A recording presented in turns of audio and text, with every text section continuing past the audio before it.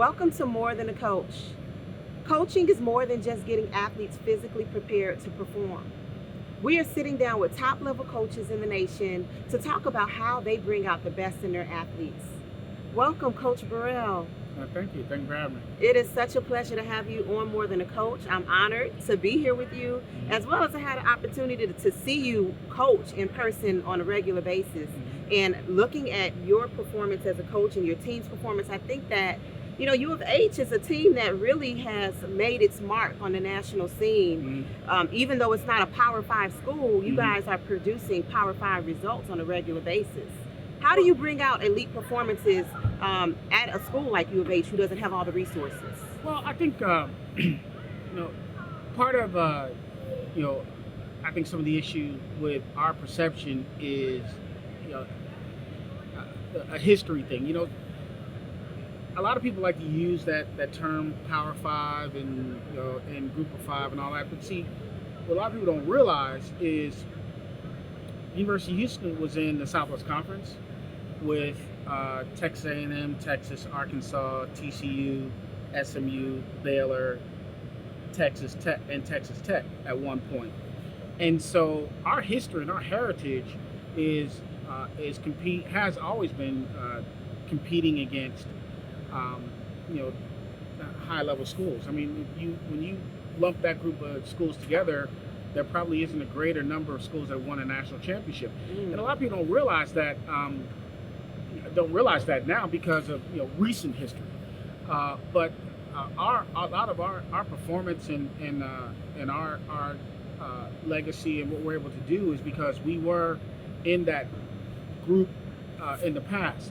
And we've never really, at least in our minds, felt like we were any different from those in that group. I think we have resources that are comparable. I wouldn't say equal because that's not necessarily the truth, but comparable to many schools that many people think of perform at that level. And I think there's an expectation that we'll continue to perform at that level.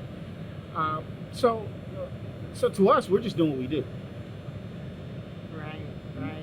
So how did you end up becoming a coach? What made you make that decision? Actually, I had no inclination to coach whatsoever. When I was approaching retirement, almost about 24 years ago now, and I had decided that my career path would post professional track and field was going to be study law and practice law in some way, shape, or form. And so as I was getting towards the end of my running career, I applied to and was admitted to several law schools, including the University of Houston. And I was kind of finishing out my last season or so. At least that's how I was thinking about it at the time. And as I was doing this, my predecessor and my former coach, Tom Tellez, was approaching retirement and planning on retiring. And although I was always a bit of a track rat, I kind of hang around the track all the time, beyond my practice time as a student athlete here at U of H. And I think Coach Tellez saw something in me in that, and he just pulled me aside one day and he said, when I retire, I want you to be the coach. And I was like, well, Coach, I'm going to law school. I'm not, I have no desire whatsoever to coach. But I'd served as a volunteer coach during my time here as well. And he said, no, you'll be perfect.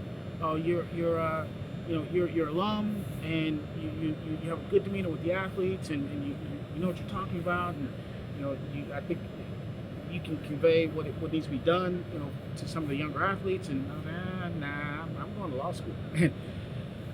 Well, after a lot of cajoling and a lot of poking and prodding by Coach and even Carl, they kind of talked me into it, and so then I went ahead and put an application in, did an interview and all that stuff, and they were like, okay, well, we think we're going to give you the opportunity. And even with that, I had no inclination that I'd stay around for 20 years. I was thinking that this would be a 2-year trip, just kind of making sure the program's in good hands and then move on. And 24 years later, here I am. Wow, you've done a lot in that 24 years and had a lot of national champions, a lot of top level performances. The men's 4x1 a couple years ago broke the national record. Mm-hmm. I mean, we're glad that you made the decision to stick around and keep coaching. You know, I would say that it's been a learning process. You know, I might be one of the only people that went from volunteer coach to head coach. Never assistant. never a full-time assistant.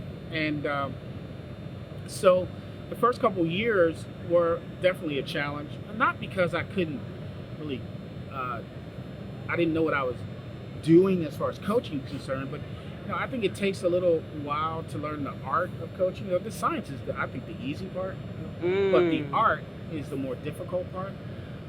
You know, being able to communicate with the athletes, kind of convey what your expectations are, and how to find the various ways to to push the right buttons on an athlete to get them to do the things that they're capable of. And that just takes some time. You know, and I think one thing that I've learned over the 20 years that I've been coaching is, you know, there's like an array of athletes, like types. You know, I mean, body types and even personality types, and you just have to learn all of those body types, and that takes time. And once you learn those body types and what motivates people, what gets people, you know, makes people tick, then you can really start to, you know, to hit your stride and get some tremendous return out of athletes. And I think I'm at a point now in my career where I'm able to do that now. And I said that I wasn't able to do that early on. And that's a good point that you're making, because when you go to coaching clinics, you're usually getting the technical part of coaching, but no one really has at the clinics how to, you know, get through to those different personality types and how to really change your cues based on personality types or learning styles. Yeah. What are some of the things that you've been able to accomplish by developing those relationships with athletes? Well, you know, obviously the performances are the thing that I think most people look for. I mean, we over the past couple of years, primarily really the past 5 or 6 years, I think we've really raised the stature of this program. And there are various reasons why that happened. You know, some of them, you know, I think I've become a better coach and a better leader. I think I've surrounded myself with you know, assistants that kind of share my vision, and we all got on the right track. And, you know, and then of course you can't do anything without talented athletes. And Right. so we raised the standard of the type quality of athlete that we try to bring in this program. And then some of the things that we've done, you know, around the program, you know, the upgrades in facilities and some of the infrastructure here has improved over the past 5 years or so. So, you know, that's put us in a much better position to get those types of performances. And then you kind of couple that with, you know, the body of knowledge that I think you accumulate over time, just with the experience, and it's really helped us to do some things that maybe we weren't able to do early on. Talk to me about some of the off the track things that you have to deal with when you're dealing with different personalities types and different backgrounds or issues that athletes might be going through that affect them as a human being and affect their performances on the track. As a coach, you have to address some of those things. Yeah, absolutely. I mean, first of all, when you're a coach and even a head coach, you have to deal with all of these competing interests and all of these different personalities, and you have to learn how to create an environment where all of these things and all of these people can coexist, you know, and slowly, hopefully, but surely, and hopefully, even more hopefully, accelerating towards a goal, a common goal. You know, and so you I kind of feel like you're oftentimes trying to, you know, balance that, you know, that desire of the individual, whatever that may be, even if it is a negative desire, you know, versus the community effort that you're trying to get, you know, from all of your athletes. And you know, I think now more than ever, you know, that's a big struggle, because I think for the first time in a long time, you a lot of athletes have figured out, hey, do I really want to do this? Am I really sure about this is how much the level of commitment that I want to make to this, and given the COVID situation and all of that, and so that's I think more than ever that's the struggle I think a lot of athletes go through, and even coaches to that respect, in that regard. I mean, how is it? Just imagine how difficult it is to try to get people to train their hardest, but yet there's all of this tragedy and difficulty and uncertainty. death, uncertainty. Yeah. It's a real challenge. And so what you got to do, at least in my opinion, is you got to try to tap into to that hope that I think people have to make themselves a little bit better, and the love for what you do. And I think, to me, the whole COVID situation really exposed that if you don't love it, you don't need to be in it. Because you have to make some sacrifices in order to be, and you have to do some things that maybe some other people don't want to do. Now more than ever, to stay in this game. Has COVID made your job harder as a coach? Oh, absolutely, absolutely. Because you never quite know. I mean, coaches like a lot of certainty as far as what am I going to be able to do today? What is our schedule going to be? When are we going to be able to leave? What time is our practice? Are we going to be able to practice enough? And COVID throws all of that into the realm of uncertainty, and I think great coaches are able to establish a routine and able to convey that routine, physical and mental routine, to their athletes.